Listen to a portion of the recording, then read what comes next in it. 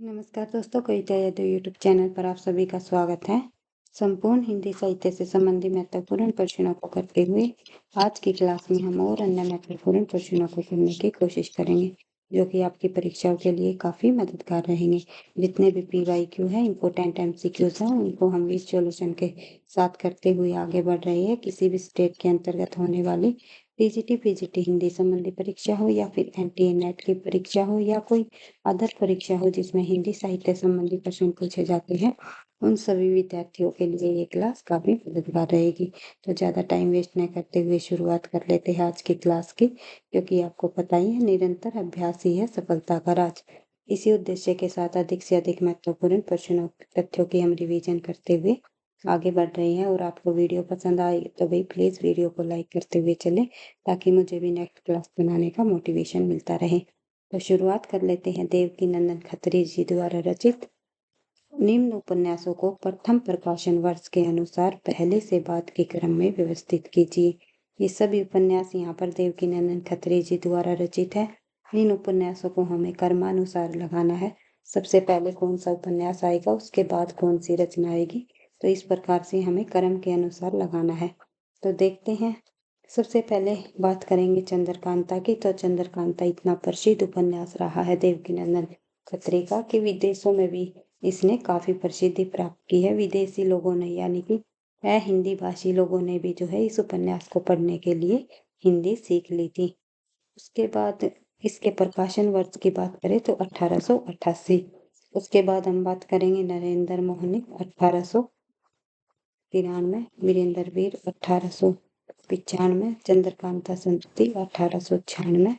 उसके बाद भूतनाथ इनका अंतिम उपन्यास रहा है देवकीनंदन खत्री जी का, और ये एक इनका अपूर्ण उपन्यास भी माना जाता है, जिसे पूरा किया इन्हीं के पुत्र दुर्गा प्रसाद खत्री ने। तो ये भी आपको ध्यान रखना है, पूछा जा सकता है किसी भी प्रकार से परीक्षाओं में, घुमा फिरा कर प्रश्नों को पूछा जा सकता है। तो सभी तथ्यों को आपको बार बार रिवाइज करते हुए चलना है। तो देखते हैं। दुर्गा प्रसाद खत्री ने भूतनाथ उपन्यास को पूरा किया। आगे बढ़ते हैं तो देखते हैं। आंसर हो जाएगा हमारा ए। प्रकाशन वर्ष आप लोगों ने देख लिए। इन प्रकाशन वर्ष को एक बार फिर से आप रिवाइज कर सकते हो। उपन्यास व प्रकाशन वर्ष चंद्रकांता जो उपन्यास है वो 1888, नरेंद्र मोहनी 1893, वीरेंद्र वीर 1895, चंद्रकांता संतति 1896। और भैया एक बात और ध्यान रखनी है आपको, अभी हाल ही में जो TTT+B की TGT PGT की हिंदी परीक्षाएं हुई थी, उनके अंतर्गत जो है प्रकाशन वर्ष से संबंधी काफी सारे प्रश्नों को पूछा गया था। कम से कम 4-5 प्रश्न प्रकाशन वर्ष पूछ लिया था रचनाओं का। तो जितने भी महाकाव्य है, जितनी भी इम्पोर्टेंट रचनाएं है लेखकों की, उन सभी के प्रकाशन वर्ष को भी आपको जो है रिवाइज करते हुए बार बार चलना है, क्योंकि परीक्षाओं में पूछे जा सकते हैं।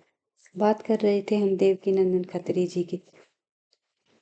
देवकीनंदन खत्री जी ने जो है एक कह सकते हैं अय्यारी व तिलस्मी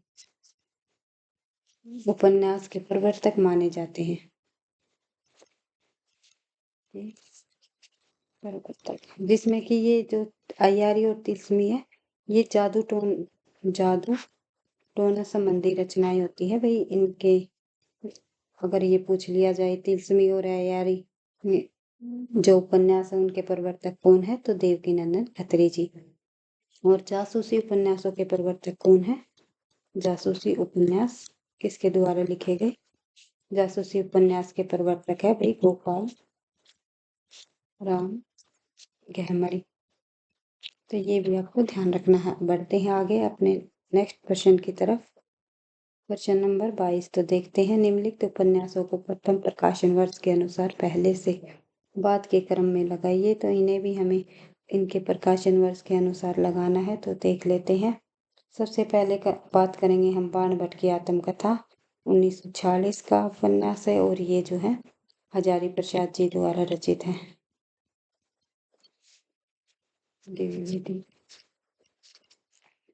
उसके बाद हम बात करेंगे मैलांचल, 1954 का उपन्यास है, फणीश्वर नाथ रेणु जी का है। फर्स्ट नंबर पर डी आएगा। सेकंड पे हमारा ए आएगा। उसके बाद आपका बंटी मन्नू भंडारी जी द्वारा रचित है और ये उपन्यास, इस उपन्यास का प्रकाशन आपका बंटी 1971। उसके बाद आएगा हमारा सूखा बरगद। उसके बाद सबसे लास्ट में हमारा काशी काशी काशीनाथ सिंह जी का उपन्यास है। 2000 बाद की रचना है, शायद आई थिंक 2004 या 6 के आसपास की ये रचना है। तो देख लेते हैं एक बार इसका सही आंसर क्या होगा। तो सही आंसर हो जाएगा हमारा डी। तो देखते हैं, एक तरफ उपन्यास दिए गए हैं, दूसरी तरफ प्रकाशन वर्ष और उसके रचनाकार। बाण भट्ट की आत्मकथा तो आपने देख ही ली, 1946 की रचना हजारी प्रसाद द्विवेदी जी की है। मैला आंचल उपन्यास 1954 फणीश्वरनाथ रेणु जी का उपन्यास है। आपका बंटी 1971 में प्रकाशित उपन्यास मनु भंडारी जी का है। सूखा बरगद 1986 मंजर श्याम का है। उसके बाद जो अंत में आएगा काशी का 80, जो कि 2000 बाद की रचना है। तो ध्यान रखना है ये। आगे बढ़ते हैं, काशीनाथ सिंह जी की रचना है। नेक्स्ट प्रश्न हमारा प्रश्न नंबर 23 पूछा गया है, धूमेल की किस कविता में एकता युद्ध की दया अकाल की पूंजी के रूप में बताई गई है। धूमेल जी की, सुदामा पांडे धूमेल जी की किस कविता में एकता युद्ध की और दया अकाल के रूप में बताई गई है। तो आपको ध्यान रखना है, आंसर हो जाएगा हमारा बी, अकाल दर्शन। अकाल दर्शन कविता में एकता युद्ध की और दया अकाल की पूंजी के रूप में बताई गई है। धूमेल हिंदी के समकालीन कविता के दौर के मील के पत्थर सरीखे कवियों में से एक हैं। इनके जो है 3 काव्य संग्रह प्रकाशित हुए। नंबर 1 1972 में संसद से सड़क तक, काफी बार पूछा जाता है संसद से सड़क तक किसकी रचना है। तो पांडे बैचेन शर्मा धूमिल जी की रचना है। तो सुदामा पांडे धूमिल जी की रचना है ये भाई। और कल सुनना मुझे 1976। उसके बाद सुदामा पांडे का प्रजातंत्र 1989, जो धूमिल समग्र नाम से 3 खंडों में प्रकाशित है। आगे बढ़ते हैं, सुदामा पांडे धूमिल जी को जो है मरणोपरांत 1979 ईस्वी में कल सुनना मुझे काव्य संग्रह के लिए साहित्य अकादमी पुरस्कार से भी सम्मानित किया गया है। धूमिल की लोकप्रिय कविताएं मोचीराम काफी बार परीक्षा में पूछा जाता है। 20 साल बाद, पटकथा, रोटी और संसद, लोहे का स्वाद और नक्सलबाड़ी, ये सभी रचनाएं धूमिल जी की हैं। नेक्स्ट क्वेश्चन में देखते हैं भाई। नेक्स्ट क्वेश्चन हमारा, भारत दुर्दशा नाटक के संबंध में निम्नलिखित कथन पर विचार कीजिए। भारत दुर्दशा जो नाटक है, इसके संबंध में हमें इन कथनों पर विचार करना है, अर्थात यहाँ पर ये सत्य कथन बताने हैं। इनमें से कौन कौन से सत्य कथन है तो देखते हैं। भारत दुर्दशा नाटक, पहले ये देख लेते हैं ये किसके द्वारा रचित है। भारतेंदु हरिश्चंद्र जी का है ये नाटक। तो इसमें मनोभावों का मानवीकरण किया गया है, बिल्कुल सही पॉइंट है इससे संबंधित। और इसमें कुल 6 अंक है। भारत दुर्दशा नाटक में कुल 6 अंक बताए गए हैं। इसमें ब्रिटिश राज की निर्ममता व शोषण का चित्रण किया गया है, ये पॉइंट भी हमारा बिल्कुल सही है। लेकिन संवाद कथ्य को गति देने में सहायक नहीं है, ये बोल दिया। तो संवाद कथ्य को गति देने में ये नाटक का जो है सहायक रहा है। तो ये हमारा पॉइंट गलत हो जाएगा। इसका प्रकाशन 1881 में हुआ। तो आई थिंक ये पॉइंट भी हमारा गलत हो जाएगा, क्योंकि इसका प्रकाशन वर्ष 1880 में हुआ था, ना कि 81 में। तो देखते हैं, आंसर हो जाएगा हमारा डी। तो भारत दुर्दशा के संबंध में उक्त कथन कहा जा सकता है कि इसमें मनोभावों का मानवीकरण किया गया है। कुल 6 अंक है और इसमें ब्रिटिश राज की निर्ममता व शोषण का चित्रण है। आगे बढ़ते हैं, भारत दुर्दशा नाटक भारतेंदु हरिश्चंद्र जी का नाटक है। भारतेंदु का उदय हिंदी साहित्य के लिए नवजागरण व गतिमयता का प्रेरक सिद्ध हुआ है और भारतेंदु हिंदी नवजागरण के अग्रदूत भी कहे गए हैं। आगे बढ़ते हैं, कई बार ये पूछ लिया जाता है। बढ़ते हैं नेक्स्ट क्वेश्चन की तरफ। निम्नलिखित में से अर्धमागधी अपभ्रंश से किस बोली का संबंध है। तो आपको पता ही है, अवधि जो है पूर्वी हिंदी से निकली है। और पूर्वी हिंदी किससे निकली है, अर्धमागधी अपभ्रंश से। पूर्वी हिंदी के अंतर्गत 3 बोली आती है, अवधी, बघेली और जो है छत्तीसगढ़ी। तो इनको भी आपको ध्यान रखना है। इसके अलावा मगही और भोजपुरी की बात करें तो ये मागधी अपभ्रंश से निकली है भाई, और ये जो है बिहारी हिंदी के अंतर्गत आती है दोनों। और कन्नौजी की बात करें तो ये जो है पश्चिमी हिंदी से निकली है, जो कि पश्चिमी हिंदी शोरसेनी अपभ्रंश से निकल कर आई। इससे कौन सी हिंदी निकली, कौन सी बोलियां निकली, भाषा संबंधी ये तथ्य भी आपको बार बार रिवाइज कर लेने, क्योंकि एक क्वेश्चन अवश्य पूछा जाता है। अर्धमागधी अपभ्रंश से अवधी बोली का संबंध है। अर्धमागधी अपभ्रंश से पूर्वी हिंदी की बोलियों का संबंध है, जिसके अंतर्गत अवधी, बघेली और छत्तीसगढ़ी बोली आती है, जबकि मगही, मैथिली और भोजपुरी बोलियों का संबंध मागधी अपभ्रंश से है। कन्नौजी का संबंध शोरसेनी अपभ्रंश से है। आगे बढ़ते हैं। नेक्स्ट क्वेश्चन हमारा है प्रश्न नंबर 26। रीतिमुक्त कवि आलम पोदा ठाकुर और घनानंद की कविता की प्रमुख काव्यानुभूति है। तो घनानंद, बोधा, आलम ठाकुर ये हमारे रीतिमुक्त कवि है। पूछ लिए जाते हैं इनमें से रीतिमुक्त कवि कौन है या कौन नहीं है। तो इन चारों का तो नाम आपको ध्यान ही रखना है। साथ ही एक कवि और हुए हैं, सॉरी, दिविज देव। दिविज देव भी जो है रीतिमुक्त कवि के अंतर्गत आते हैं। तो जो रीतिमुक्त कवियों की कविता की प्रमुख काव्य अनुभूति रही है वो हृदय की सच्ची अनुभूति और आनंदनात्मक अभिव्यक्ति मानी गई है। आगे बढ़ते हैं। नेक्स्ट क्वेश्चन है हमारा, यह नाटक इस अर्थ में समकालीन नाटक है कि यह किसी भी समय के अन्याय, अनाचार, भ्रष्टाचार, विवेक शून्यता और मनमाने पर रोशनी डालता है। इस प्रहसन में व्यंग्य के माध्यम से कुछ भी कहा गया है उतना अधिक कहने की गुंजाइश भी है। तो ये जो पंक्तियां हैं, ये कथन है, ये अंधेर नगरी में किसका कथन है? तो ये पूछा गया है। तो आंसर हो जाएगा हमारा सत्य प्रकाश मिश्र जी का। जब आप इस नाटक को पढ़ोगे तो आपको पता चलेगा क्या कथन किसके द्वारा कहा गया है। तो अंधेर नगरी जो नाटक है ये भारतेंदु हरिश्चंद्र जी द्वारा रचित है। एक प्रहसन नाटक है और इसमें कुल 6 अंक हैं। आगे बढ़ते हैं। नेक्स्ट क्वेश्चन हमारा प्रश्न नंबर 28। तुम जड़ पाषाण पिंड हो, तुम्हारे अंदर न देवता है न पशु है, एक अडिग जड़ता है, एक अडिग जड़ता। बाण भट्ट की आत्मकथा उपन्यास में यह कथन किसका है? तो बाण भट्ट की आत्मकथा में ये नियोनिया जी का कथन है। तो ये पात्र कई बार परीक्षा में पूछ लेते हैं। बाण भट्ट की आत्मकथा में जो प्रमुख पात्र है उसमें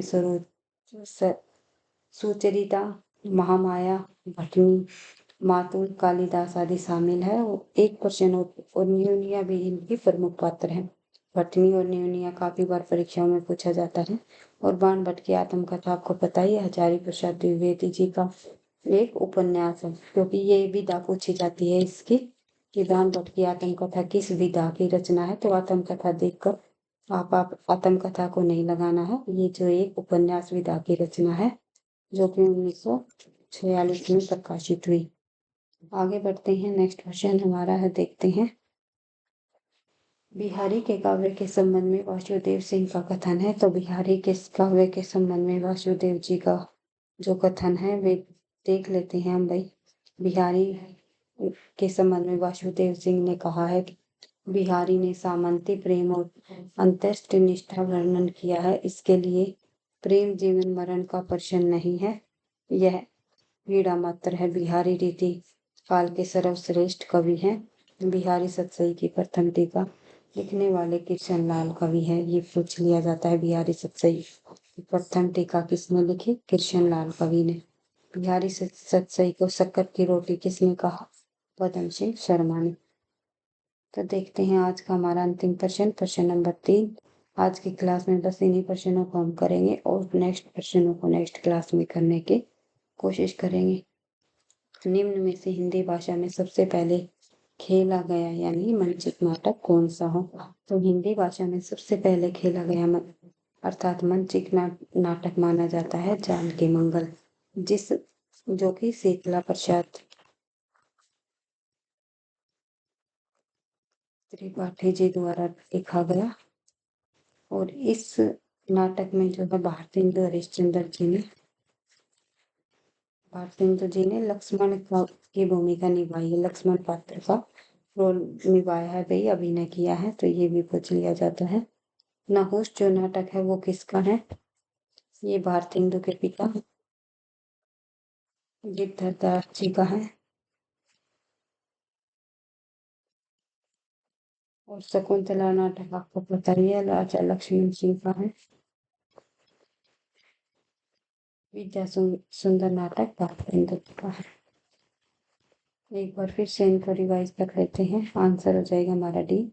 हिंदी भाषा में सबसे पहले खेला गया या फिर मंचित नाटक शीतला प्रसाद त्रिपाठी का है, जिसमें लक्ष्मण का अभिनय भारतेंदु हरिश्चंद्र जी ने किया। और शीतला प्रसाद त्रिपाठी का जानकी मंगल माना जाता है, जिसे कब प्रकाशित किया गया? 1868 में।